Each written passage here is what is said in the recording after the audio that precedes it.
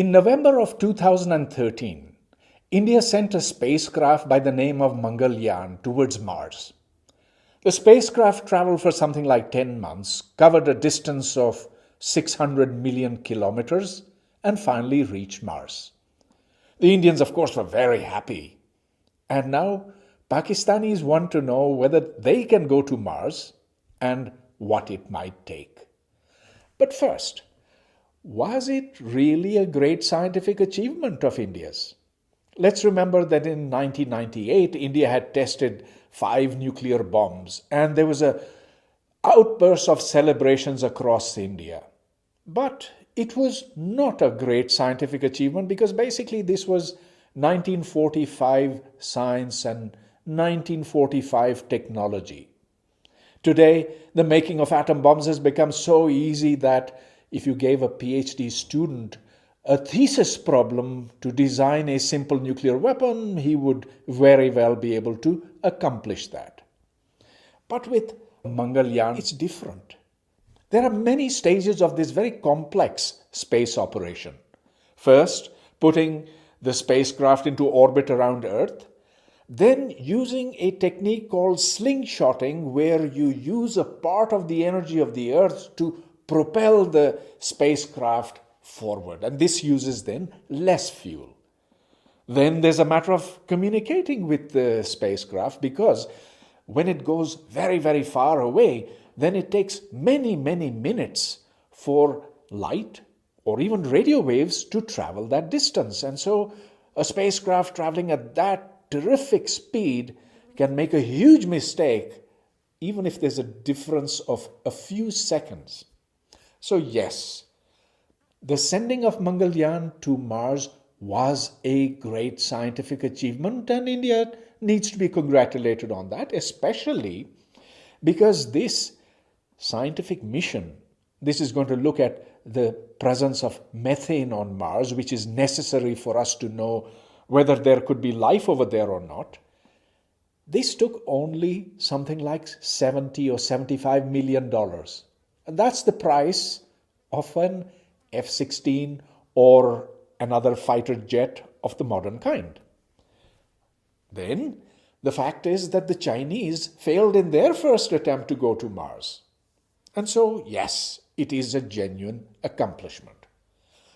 What made this accomplishment possible for India? I will identify 3 reasons.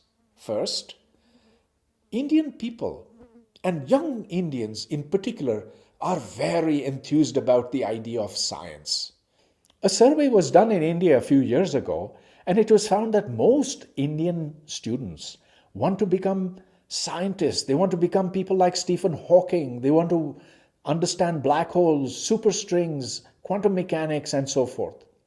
Of course, most of them go off into ordinary professions, but the fact is that they have an enormous enthusiasm, and that enthusiasm then translates into the very best ones amongst them becoming very good scientists.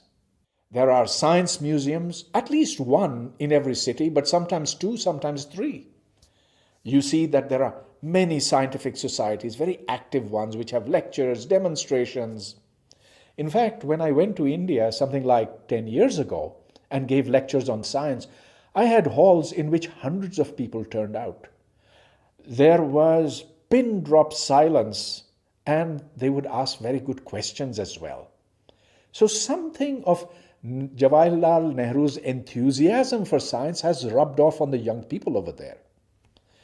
The second reason is that India has some very good universities. Now, I don't mean to say that all of them are good. Some of them are actually not good at all. Some are pretty mediocre.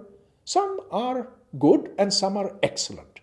In fact, the excellent ones are so good that the PhDs from them are snapped up as professors in American universities, or at least as assistant professors. The third reason is that India values its great scientists enormously. For example, someone like Ramanujan is mythologized in Indian textbooks. Students hear stories about him. C.V. Raman, who discovered the Raman effect and got the Nobel Prize, has an institute named after him. Similarly, S.N. Bose or the great geneticist Hargobind Khorana, etc., etc. For a developing country like Pakistan, there are basically two different ways by which we can get to Mars. One is the Arab way, in which basically you buy a ticket. For example, the Saudi prince Sultan ibn Salman Saud was sent into space in 1985 on board the American space shuttle, and he had a very good time there. Similarly, the United Arab Emirates, UAE, is planning to send a mission to Mars in something like 15 years from now, and basically the way they're going to do it is the way they built Dubai. That means they're going to import the European technologists, the American scientists, and they're going to get all the parts and everything, and then they're going to launch it from there. But if we want to do it the Chinese and Indian way, which means that we do it step by step, using principles, absorbing them, making our own technology, then we'll have to do three very important things first. First of all, we need to create enthusiasm in our young people for science. Right now, it's not there. They don't want to become scientists. They want to become bankers. They want to become hotel managers. They want to become CEOs of some corporation, this, that. Very, very few want to become scientists. And that's because, look, in our television, there are no science programs. Our students don't read English very much. And so the world of science that comes in the form of TV programs, books especially, is lost to them. We've got to change this. Now, we have a lot of universities, a lot more than 15 years ago. But are they good universities? Do they open up minds? Do they create new knowledge? And here, be very careful. The creation of new knowledge is not the same as the creation of more papers and more PhDs. Those two are very different from each other. Thirdly, and I'd say very importantly, we need to be able to tell the difference between a genuine scientist and a fake one. Pakistan has had some good scientists, but only one great scientist, and that is Abdus Salam. The world recognizes him. He got the Nobel Prize, but he did even more than just a Nobel Prize.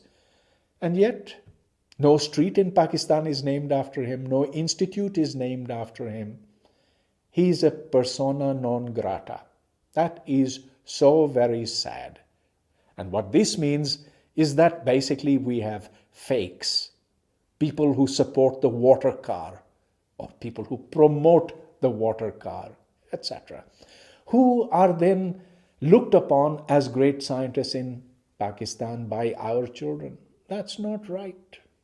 That is very destructive. And so let me conclude with this.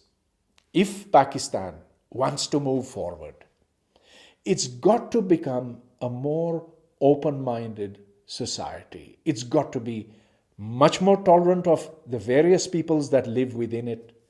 It's got to celebrate diversity. It's got to recognize genuine achievement.